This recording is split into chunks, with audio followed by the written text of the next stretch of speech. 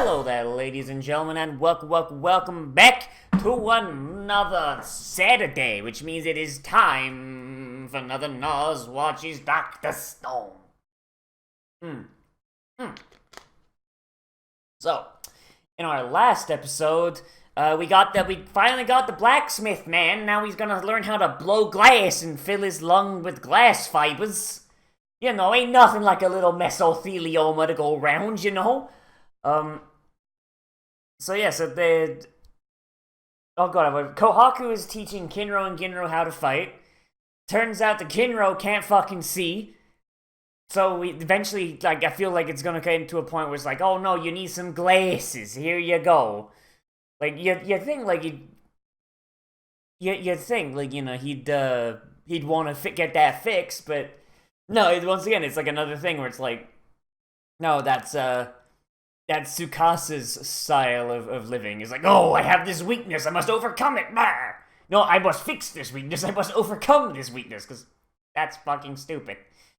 And yes, I guess we kind of got like two branches here. Like, teach Kinro and Ginro how not to suck ass, and make antibiotics because, well, shit, science has nothing to do now, and now we have glassware, so, hey, maybe it'll work. And someone in the comments brought up a good point that actually kind of slipped my mind. You can't just use, like, regular-ass glass for, like, chemical reactions. I mean, you can, but it's dangerous as fuck. The modern-day glassware is treated with a certain chemical, like, before it gets used to stop it from, you know, going kaboom. So, I wonder if that's going to come into play. I mean, maybe not, because it's probably a simplification for, like, you know, the story to exist. And I guess before that chemical existed, they would have just been using untreated glassware, right? I mean, I don't know, like, what were they using for their glassware when they were doing chemistry, like, back when chemistry was called alchemy, you know? I don't know. I don't know. But then again, alchemy didn't really get all that much done, did it? But let's go ahead and see what our boys get up to, shall we? In 3, 2, 1, and go. Oh boy, Crunchyroll.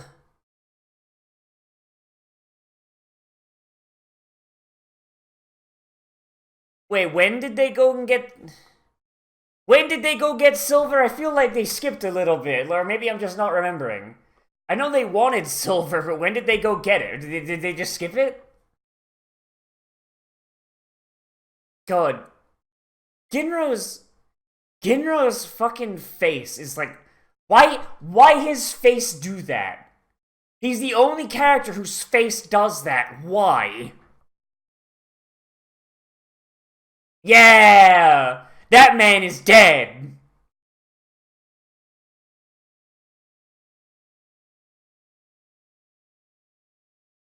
Gold is soft as fuck, that's why.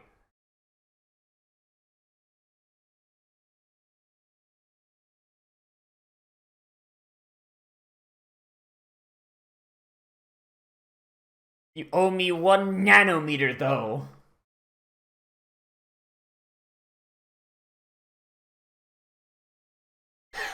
What the... What the fuck?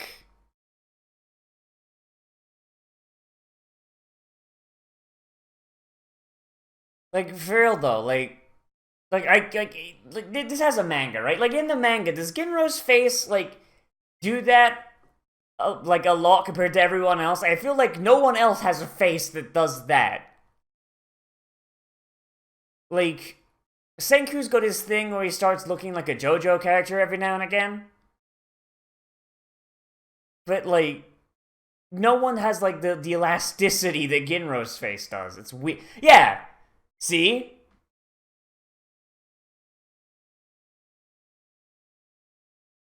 0.1 second. That's... Jeez, son.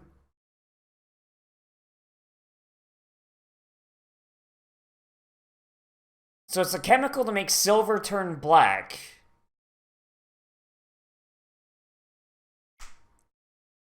I feel like I should know what this is, but I'm honestly I'm blanking on it. I don't actually know. Is it gonna be... It's something that reacts to silver, turns it black, and it instantly kills humans. So it has to be some sort of poison. It wouldn't be a poisonous gas. Or, like, so it would have to be explosive, right? Because if it's poisonous gas, then you're gonna get a big lungful before the silver has a chance to react, unless it's a really fast-acting reaction. I mean, if you got away, you still inhaled it. I'm actually curious. I feel like I should know what this is, but I don't know. Oh, shit, I just dropped the lid to my water bottle. Damn it. Yeah, it's like...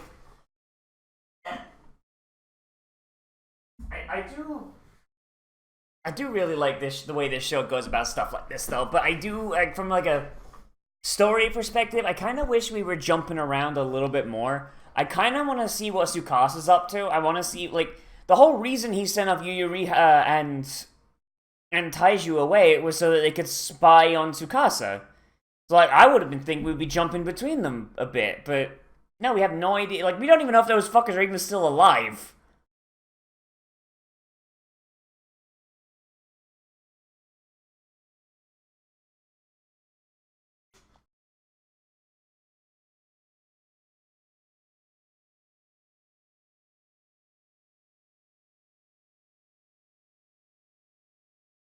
Like, seriously, what's up with his face? Does he have a disease that he just got shit on?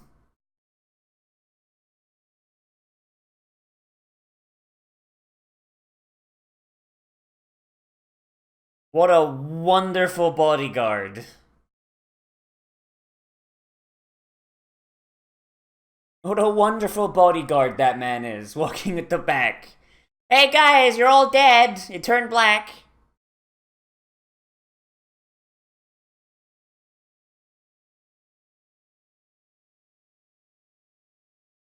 Oh, so only Kohaku gets the fucking suffix then, huh? What a bitch.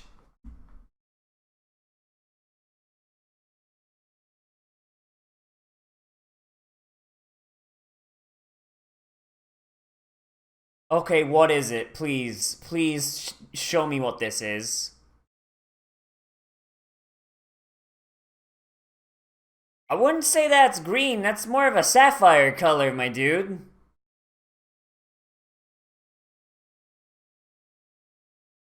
Like, even his hallucination is blue. Idiot. Idiot.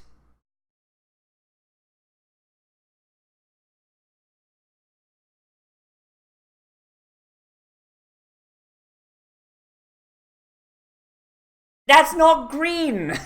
It's blue! Like, is the color balance of my monitor off or something? What the fuck? No, it's hydrogen sulfide.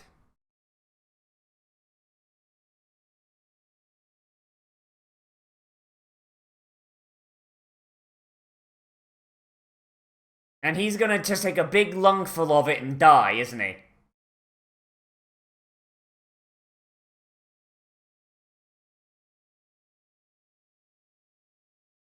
Idiot!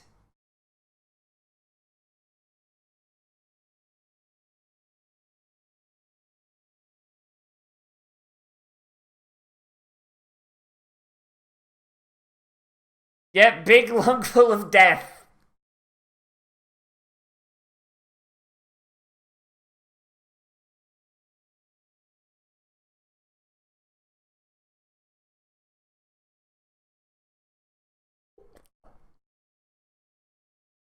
What the fucking row? Like, oh god, that's bubbling. Oh, Jesus. He just said it's hydrogen sulfide, you dumbass! Oh, 8th century, okay then, fair enough.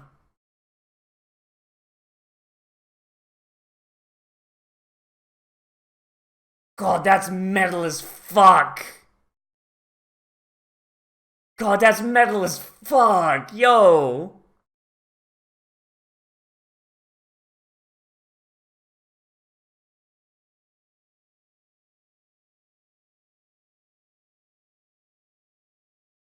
You idiot! If you breathe that, you die, dumbass.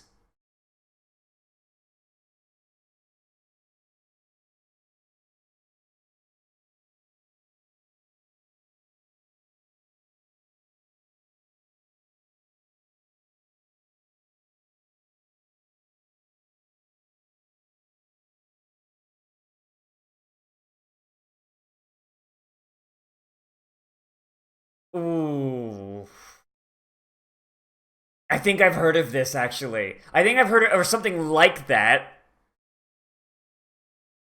Just, yeah, imagine just kneeling down, do your shoelaces, and then just, you're dead the second you fucking, you tie that knot and your fucking life leaves your body.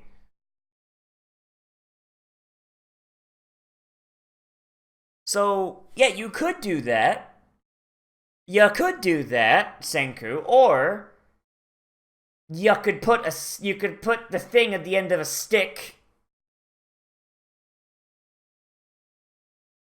Like just put a bottle at the end of a stick, reach in, scoop it up, a long enough stick solves all problems.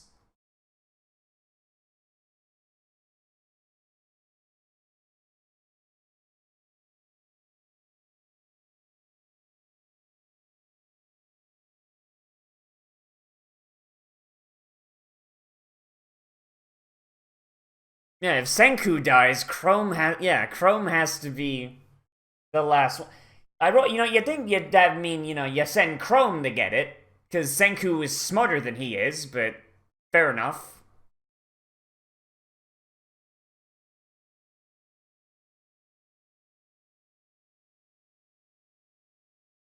Jesus, Senku.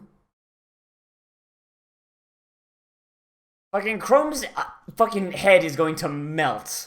Like, his eyes are just gonna melt out of his head if he has to learn all that.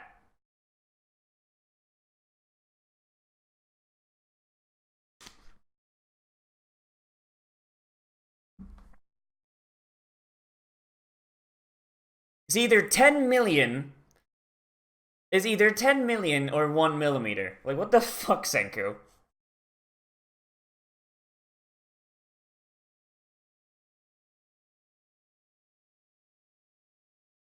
Like, why did they have to get that close?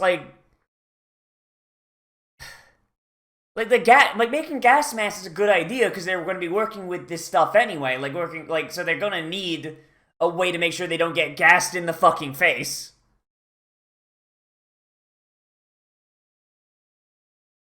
Like, attach the attach a bottle to a stick, like a stick that's long enough to reach the acid, go through, and then pull back. All you gotta make sure you do is you don't get the stick in the acid.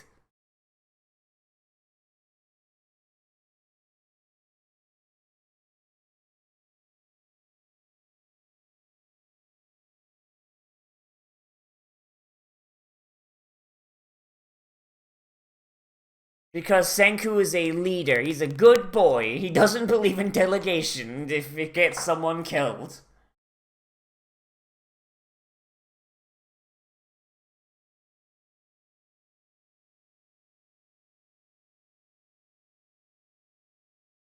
Jesus. I think this is the only time we've seen Chrome actually have a fucking spine. Alright then.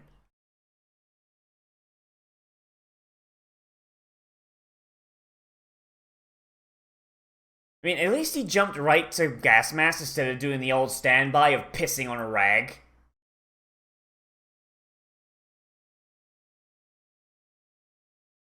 That's a strong fucking image right there. Jesus Christ.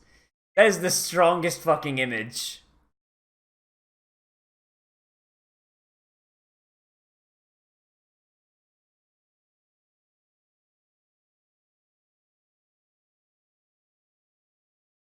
Oh no, my leg is cramping. Oh no, I'm already dead. Oh shit.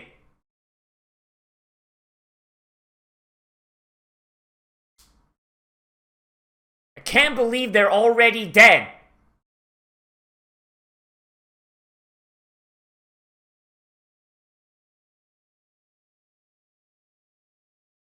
Like, seriously, what is up with them? We gonna, like, get to see them soon? I wanna know what they're doing.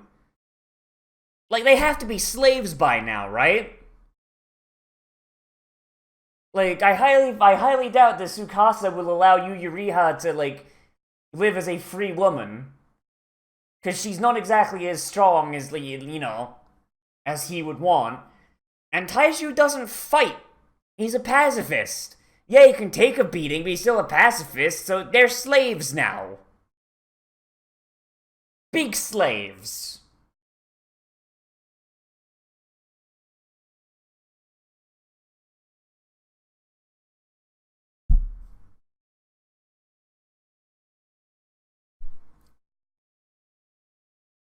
So what are these tales?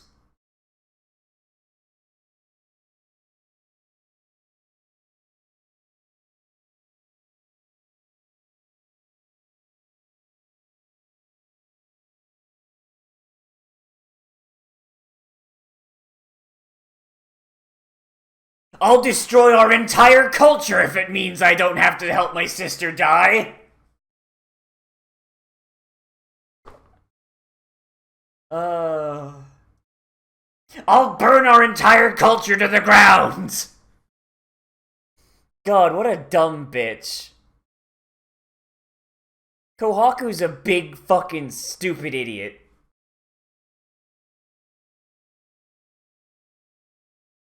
Like... Jesus Christ, my dude. Hey, Kohaku, if Yururi dies without passing down these 100 tales, that'll probably take a while to recount and learn by heart. Our entire culture is at, you know, at stake and liable to just absolutely collapse. So I need you to learn them. Fuck you, Dad! Yeah! Just, really? Come on.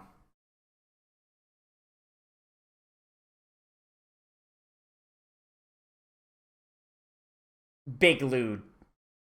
Big lewd.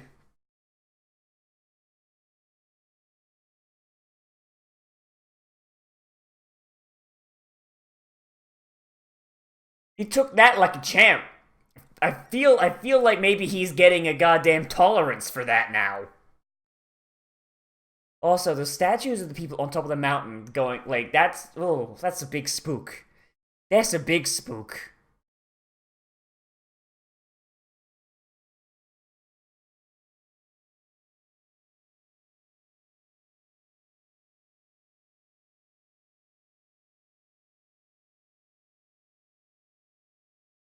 So they're just going through, all the stuff. All the stuff they took to get to that point and use it to make a gas mask. Oh, man, that's really neat. And they can just make gunpowder now. Yeah. So, why has he not made a cannon or some sort of makeshift gun just in case Tsukasa shows up? They have gunpowder and access to all this other shit now. Or even better for this fucking trial of might. You don't need to win.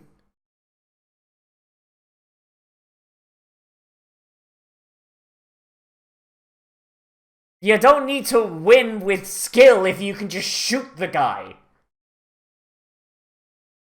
Show up with a spear that's actually a gun.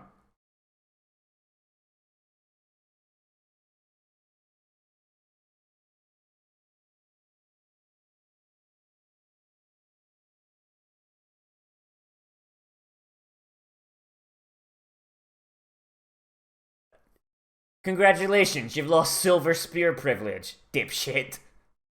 Only you weren't such a big coward.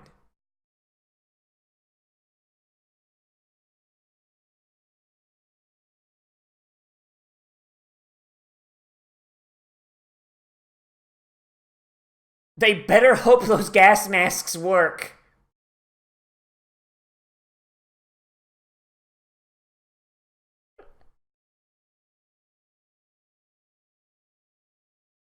Uh... You'll use up all your filter.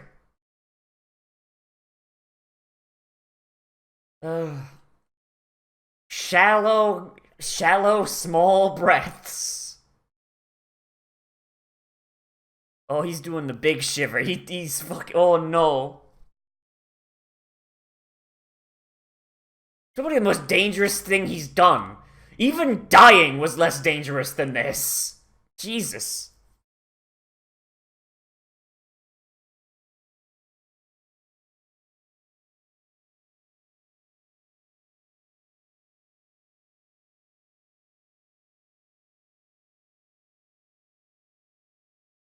You live in a fucking. You live in a fucking Neolithic civilization, Chrome. Breathing might just get you killed. Everything you do has a chance of death at this fucking tech level. Holy shit. What a bitch baby coward.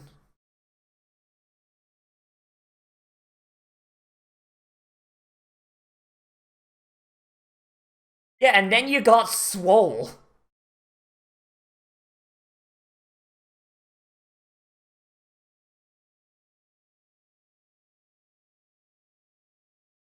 What if they gave... Now I think about it, what if they gave Kinro a sword? You know, like something that he'd get in close and see, like if he doesn't want to fix his eyes.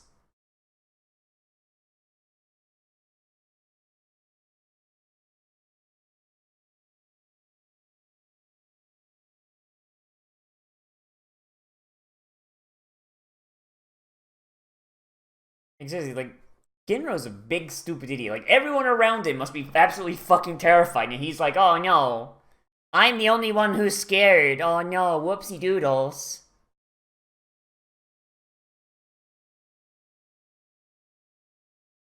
Kinro runs in, breathes too much for the filter, fucking dies anyway. Oh no, I can't believe it. He fucking died.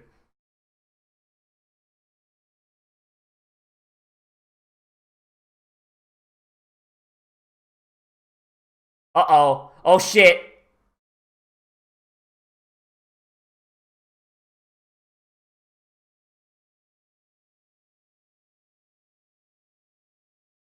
Uh-oh.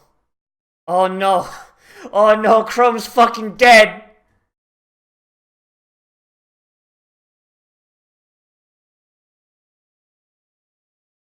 If only he had shoes that weren't fucking platforms. If only he had shoes that made fucking sense. Holy shit.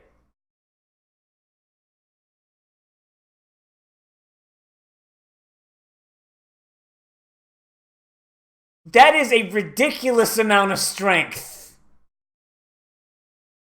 That is a, like, seriously, he's holding up an entire human being.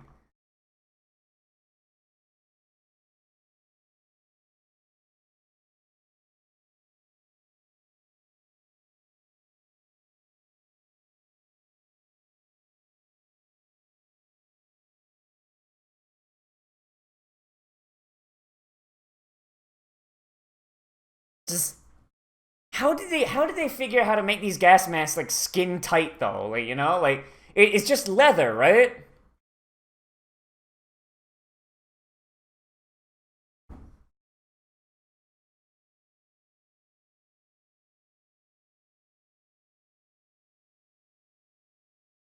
Like, seriously, what do you think about it? Like, how fucking strong must Ginro be? Like, he's carrying Chrome. Who's probably pretty decently heavy by himself, and Chrome's equipment, all on a rather bendy looking spear shaft. Like, that's Jesus.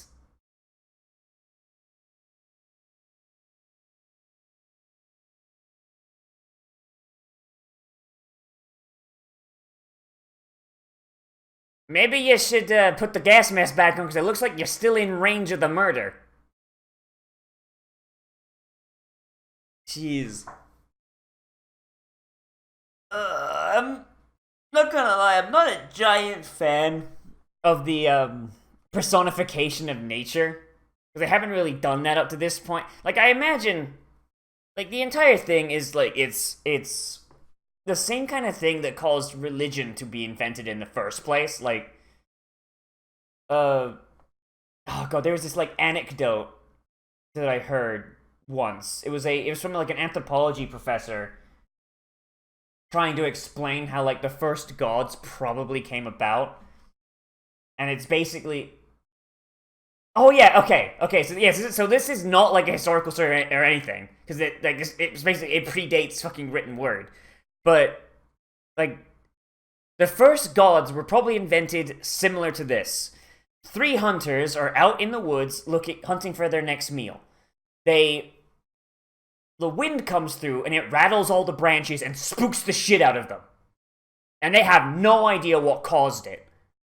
One of them pipes up, "Hey, maybe there's some sort of creature that makes the trees move. Why it does it, we have no idea. It does it for some reason completely beyond our understanding."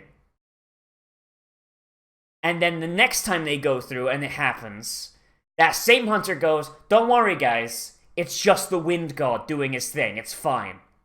And the rest of the hunters are now calm down, like, "Oh yeah, wind god, right, yeah, wind god. He's just doing what he do. Doesn't matter, whatever. Wind god's not hurting anyone. Fuck him." And everyone calms down and they're able to go on to their own thing and they don't have to worry about it. And then as time goes on, as wind starts to affect shit, they start worshipping this wind god. Like when they discover sailing, for example, and the wind god is now necessary to make their sails move. They're like, okay, they offer up like tribute to the wind god and all that shit like that, and in hopes that it, like, with this psychosomatic effect that, like, okay, yeah, now we'll be safe when we sail. Because sailing is probably fucking terrifying, but now that they've got that thing in there, like, oh, we offer a tribute to the wind god, certainly now he won't fuck us over, right?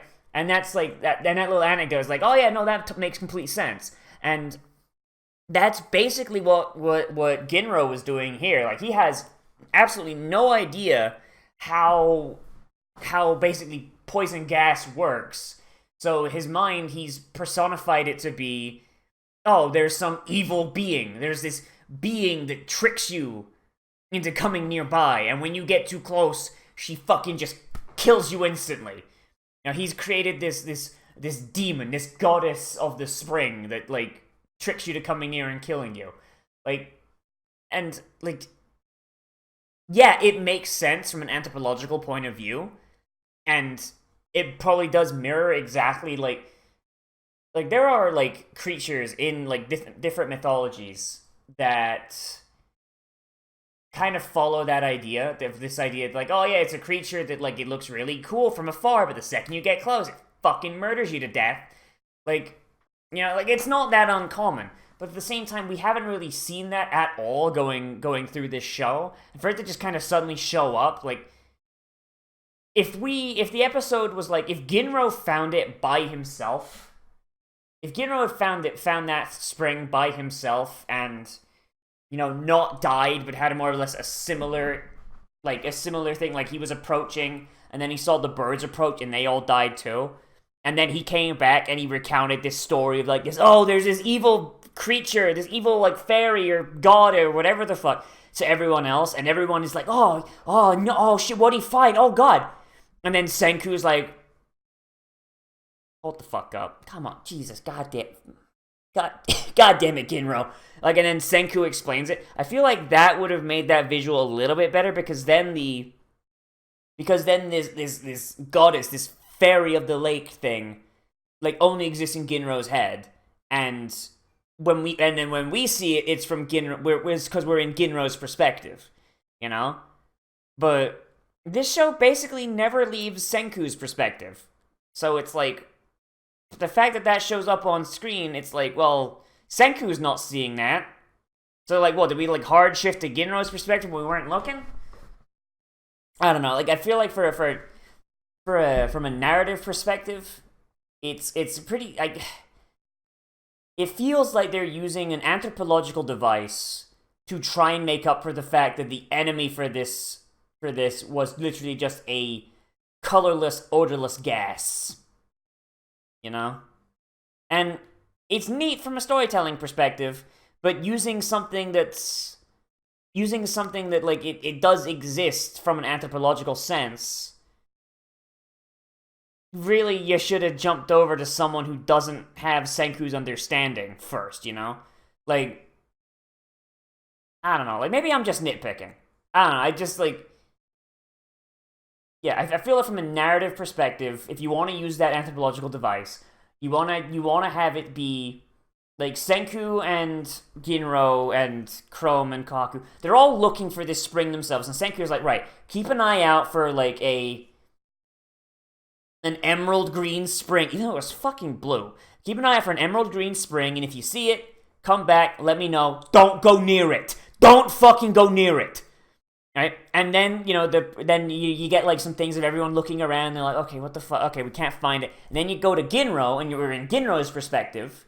Ginro doesn't understand how shit works. He sees it, and he's like, oh man, that's so pretty.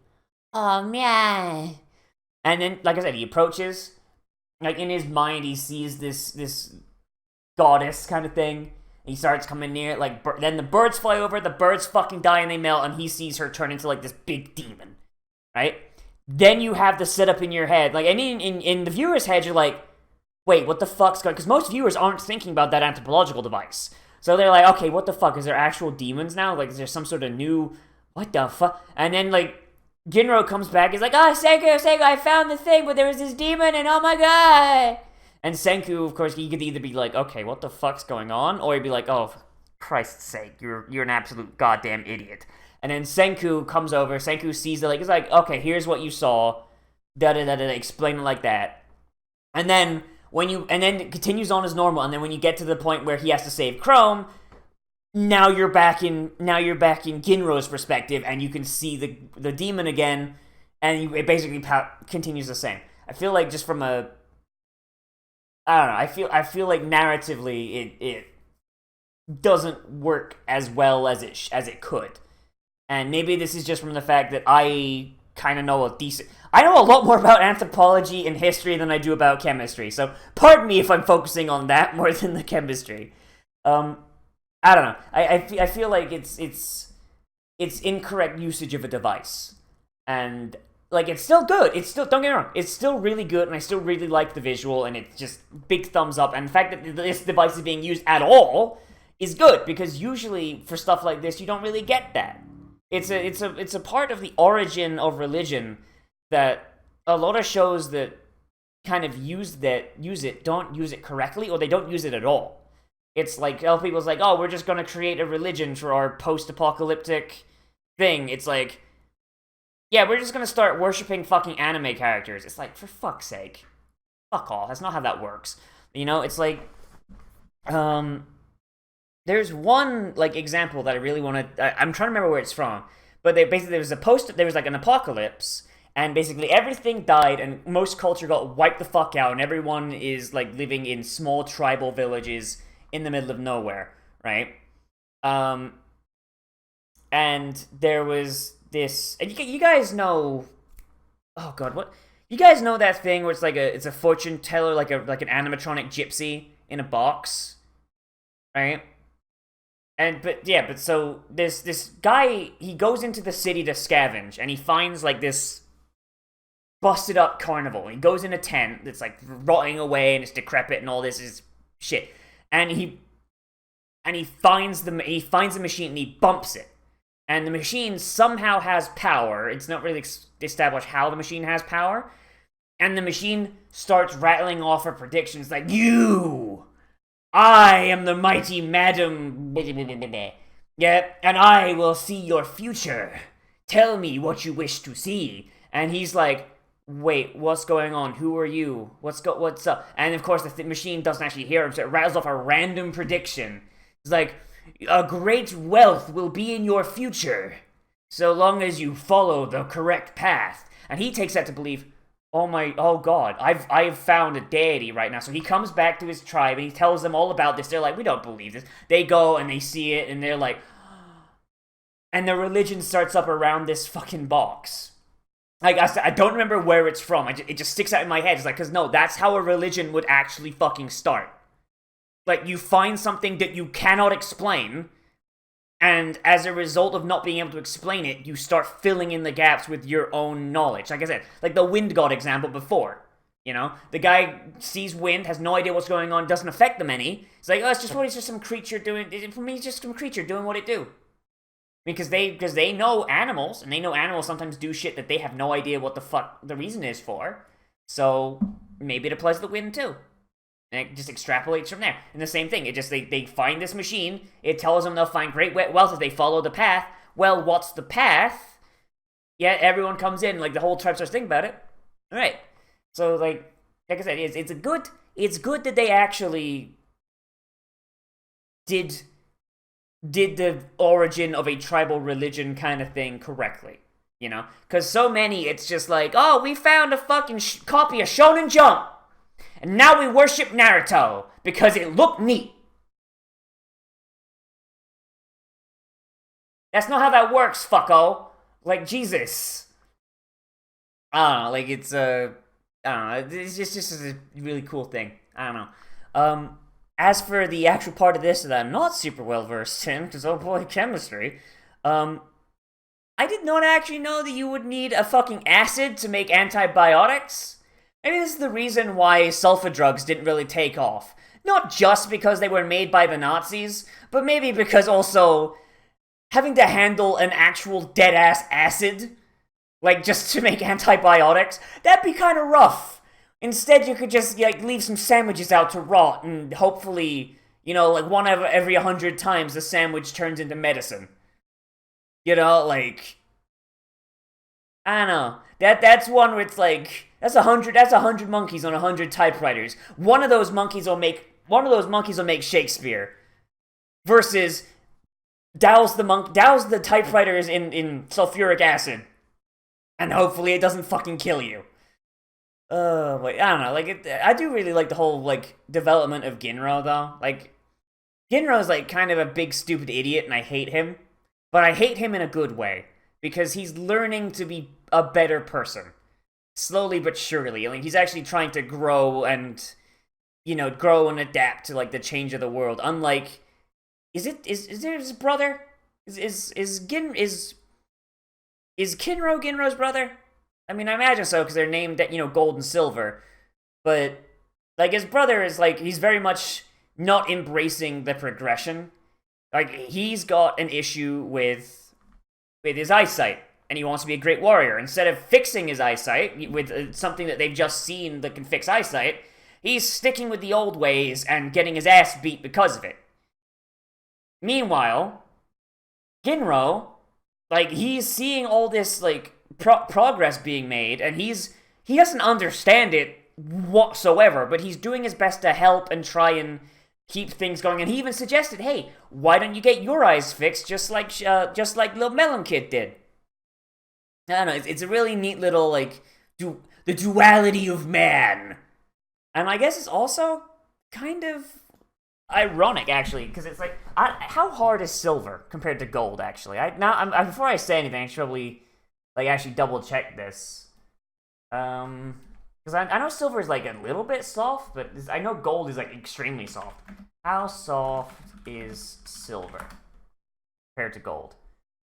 Pure silver is relatively soft, very malleable, and easily damaged. It's commonly combined with other metals for a more durable product. Popular of these alloys is sterling silver, which consists of 92.5% silver and 7.5% copper. Okay, so it seems, well, I mean, okay, so most silver that we see is sterling silver, like, you know, for, like, in the modern day. So I imagine that might be the thing you're going for, because sterling silver, it's what we use in our silverware, and it's not, like, impossibly hard, but it's not exactly soft either.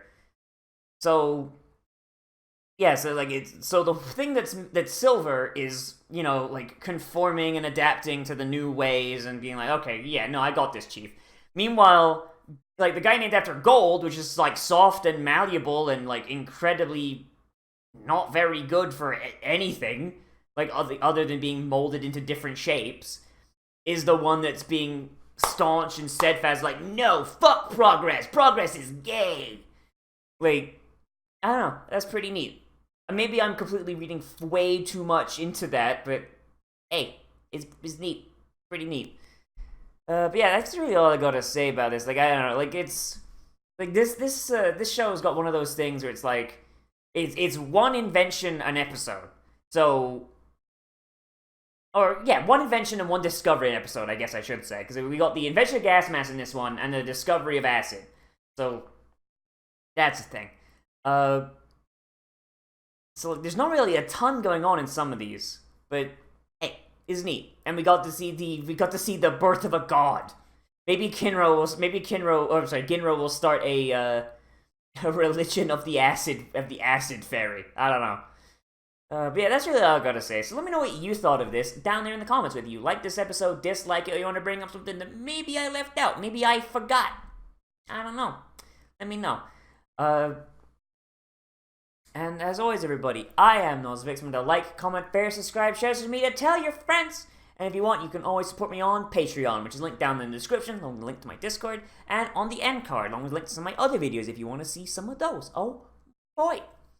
And if you do support me on Patreon, you get a special Patreon-only Discord channel where you can recommend things to be Let's Played, live streamed, Let's Watched, whatever. Oh, boy. And, yeah. Yeet. Also, we have our Patreon-only movie night that we do once every month, usually, once every month, usually on the second full week, so, on the second Saturday, usually. And we just kind of hang out in our sync tube, watch some anime, play some video games, maybe watch a movie or two, kind of keep hanging out, and I just stay in there until people stop showing up, which is usually about the time where people start going to bed, so, good. This is one of my favorite times of the month, to be honest. Yeah, you do have to be in the Discord for that, though, because that's where we, do the voice chat and all that shit, but, yeah. Anyway, so, I'll see you in the next video, but most importantly, will become a trash mammal today, and I will see you a round.